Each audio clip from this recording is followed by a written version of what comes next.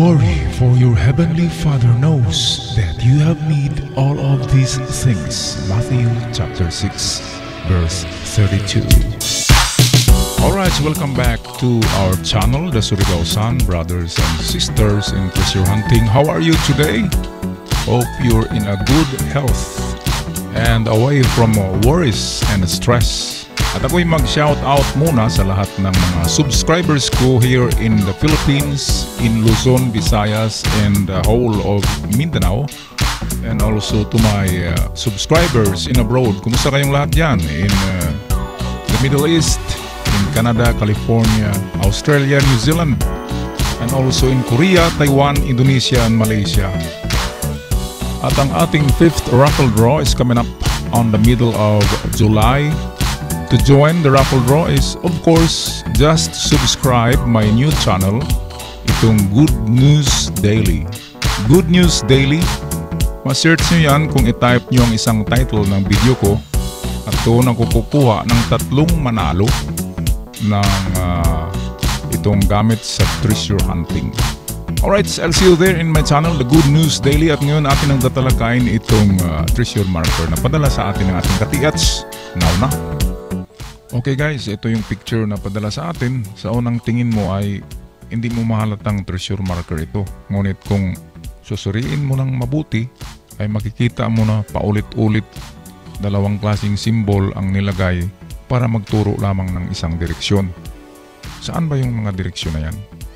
Okay, ang unang nakita ko rito ay itong heart sign. Okay, at parang nagaganyan lang siya na heart. At makikita mo kung tingnan mo ang tulis nito guys, ang kanyang dulo. Of course, kunin natin ang gitna niyan at itama natin dito sa dulo at idiretso natin sa unahan. Yan ang direksyon niya. Ngayon, meron pang isang nagbigay ng direksyon dito. Ito yung 3 butas na kung i-connect natin yan, yung 3 butas na yan ay gawa yan ng drill bit. Gawa yan ng barena. Sa tingin ko ayan. Nakaisilant yung pagbarena sa kanya. At malalim siya. Ngayon kung kunin din itong gitna ng itong triangle, ay ang point din niya ay ganun din. Doon na direksyon papunta siyang east. Okay? At kung napansin nyo ay meron pareho silang 2 butas sa bandang kaliwa niya. Okay, kung doon tayo harap sa east ay nasa kaliwa ito. Ayan. At kung atin itry pag-connect yung 2 butas, kung i-connect natin yan ay ganun pa rin ang turo niya. Doon sa east, southeast yata yan. And then, itong mismong hugis ng bato. Kung tingnan nyo guys, ang hugis ng bato ay matulis din ito, nagaganyan. Diba? At of course, papunta rin siya doon.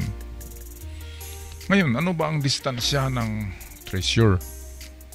Merong 2 version ito guys, 2 method, 2 paraan sa paghanap. Isa yung treasure under or treasure on the spot at isa yung medyo malayo na distansya.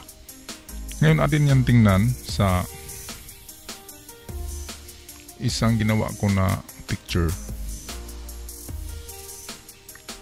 Okay, ito yung ginawa ko guys. Ang picture ay nilagyan ko ng maitim na background para klarong-klaro natin yung direksyon nito. Okay, ano ba ang distansya ng itong treasure? Kasi walang nakalagay dyan na indicator for distance. Ngayon, kukunin na lang natin ang itong estimate natin ang haba nitong heart. Kumuha kayo ng ruler or pulgadira at sukatin nyo yan. Sa tingin ko yan ay 12 inches. Sa tingin ko ay 12 inches ito. At alam nyo na ang 12 inches ay magiging 12 meters. 12 meters na sa actual. Malayo na. Or 10. So ilagay natin 10 to 12 ang sukat niyan sa inches. So 10 to 12 meters din ang distansya. Ngayon, iisa lang ang pinupuntiryan nila guys na direksyon papunta dito. Kahit itong tatlong butas, ayan, ang kanyang tulis ay papunta rin dito. Diba? At kahit itong dulo ng bato, may tulis din yan, ay papunta rin siya dito. Mukhang nasa southeast kunti. 10 degrees southeast. Kung ang basihan natin ay east, 10 degrees siya pababa ng east. Okay, so unang gawin guys ay hakbang tayo papunta rito. Umpisa tayo sa 5 meters. Pagdating natin sa 5 meters ay isurvey natin yung kapaligiran kung mayroong naka-triangle rock. Kung example mayroong tatlong bato sa unahan na naka-triangle formation, ganyan. Ayan ang sinasabi niya na nandyan ang treasure, pero try mo pag-visualize na naka-triangle ang mga bato. And then kunin mo ang gitna niya. Ayan. At ang treasure ay, kung atin din dito i-triangle guys, ang treasure ay nasa kanyang kaliwa. Kung haharap tayo sa east. Ayan, kung kunin natin ang gitna nito, ang treasure ay nandito. So meaning to say, kung ito yung triangle, ang treasure ay nandito. Itong triangle lang na itong nandito guys na triangle, ayan. Ito yan dito. Ang itong naka-carve sa batong ito ay, yan ay mga tinatawag natin na mapa sa bato or stone map.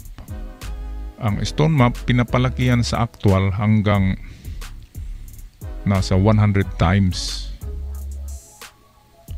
Sa inches ay ang 1 inch gagawing 1 meter. Ganyan ang ratio niyan, mas malaki sa actual. Triangle lang yan na 1 foot ang haba ng bawat side. Pero sa actual yan ay 12 meters apart. Kung ito'y side niya ay 12 inches, meaning dito sa actual, itong mga bato na ito ay 12 meters ang kanilang distansya. Malayo yan. Ganun din dito, mayroon ding bato ito. Kasi ganyan palagi ang ginagawa ng mga Hapon. Naka-triangle yan guys, pero actually nakabase yan sa direksyon ng kumpas. Ngayon kung lagyan natin ito ng direksyon, dito ay ganitong mangyari nyan guys. Ayan, naka-cross ito. Ito yung south, west ito. East, north yung sa ibabaw. Ngayon kung atin yan i-transfer dito sa ating layout, ayan, ito yan ang kanyang cross. So ito yung west, east, north at south. At ang treasure ay pareho. Ito, nasa banda rito. At kung heart naman ang pagbasihan natin guys, kahit ilagay natin yung heart sa compass, kunin natin ang kanyang gitna. Ayan, nakaganyan pa rin yan. At nandito pa rin ang item sa kanyang bandang kanan. So ito talaga yan, ang layout niyan sa unahan. Okay, so i-check nyo guys sa 5. At kung walang naka-triangle sa 5 meters na mga bato na malalaki, doon naman sa 7. Survey naman kayo doon sa 7. At kung wala, survey kayo sa unahan hanggang 10 meters. Or baka susubra pa sa 10. Tingnan nyo lang sa unahan kung nandun yung triangulation, naka-triangle na nakadistansya ng mga bato na malalaki. Ngayon, ang paghanap niyan guys ay, alright, so ngayon balik tayo guys sa itong paghanap ng direksyon niyan. So ganito lang ang gawin natin. I-align lang natin itong, kunin natin ang linya ng tatlong yan na pointer, itong dulo ng heart, itong triangle, itong triangle holes, kunin din yan ang dulo niya. At try natin pag-connect ang mga dulo. Ang dulo niya ay i-connect natin dyan. At ang resulta ay nandito tayo ngayon. Ganito na direksyon ang resulta niya. At kahit dito tayo magbase guys sa gitna ng heart, dito sa ibabaw, ay ganoon pa rin ang tatamaan yan. Okay, itama din natin sa dot dito itong center ng heart. Okay, try natin. Okay, ayan guys, kunti lang ang mintis niya, maliit lang. So papunta siya ng, kung atin i-compass ay nasa southeast. Southeast siya, 10 degrees. Kung ang basihan ay east, ay 10 degrees siya. Example, ito yung linya ng ito, ayan. Kung yan ay compass, ito ang kanyang degrees. Itong pagbaba niya dito, so sa tingin ko ay 10 or 12 degrees southeast.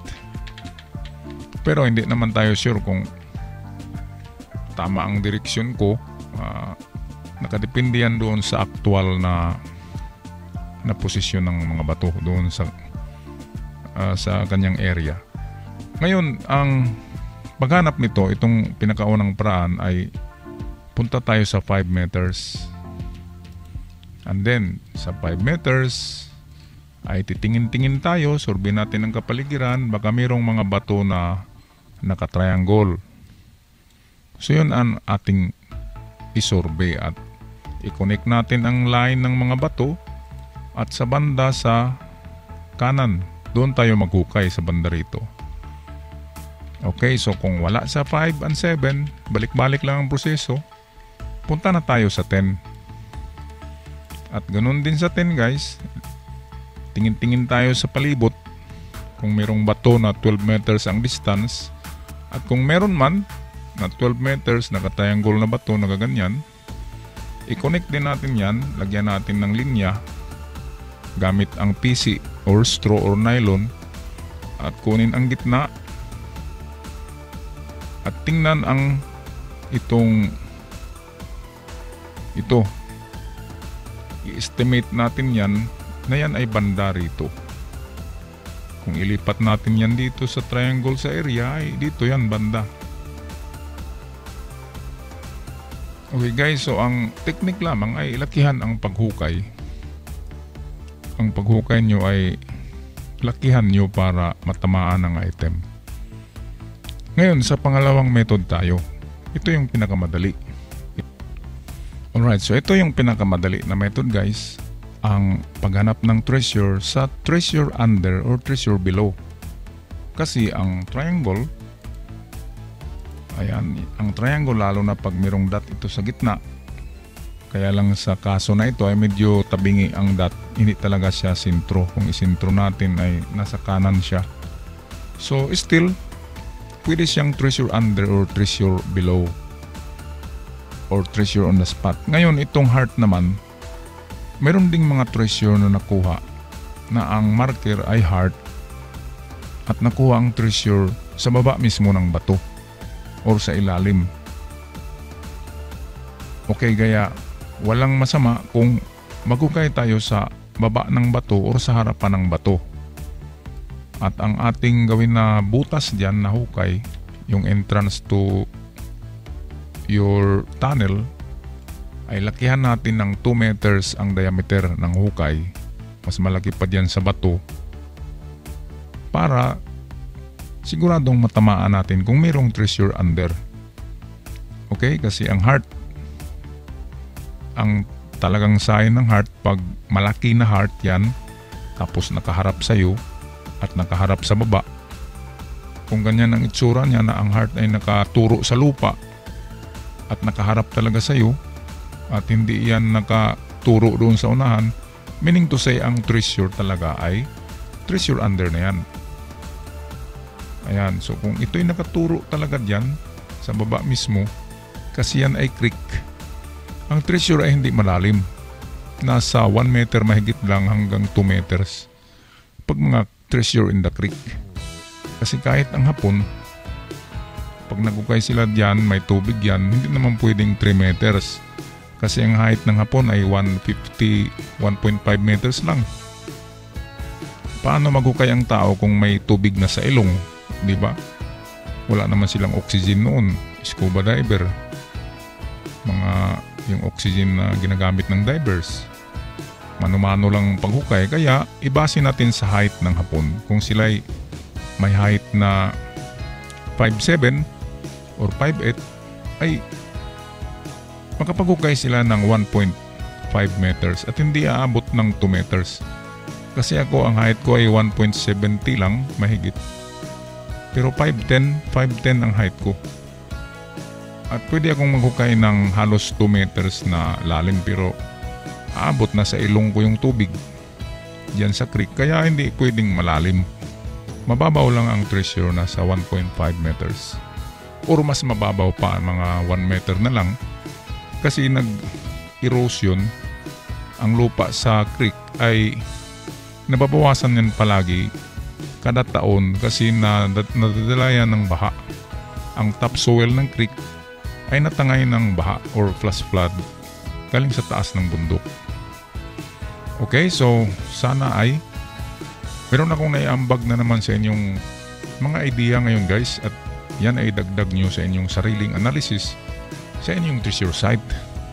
And don't forget to subscribe my other channel. Yun ang salita ng Diyos. Sabi nga sa Biblia na man cannot live with bread alone, but with the words of God. Ibig sabihin, hindi lang tayo mabubuhay sa salapi, hindi mabubuhay din tayo sa espiritu. May the fortune be with you, and ciao for now.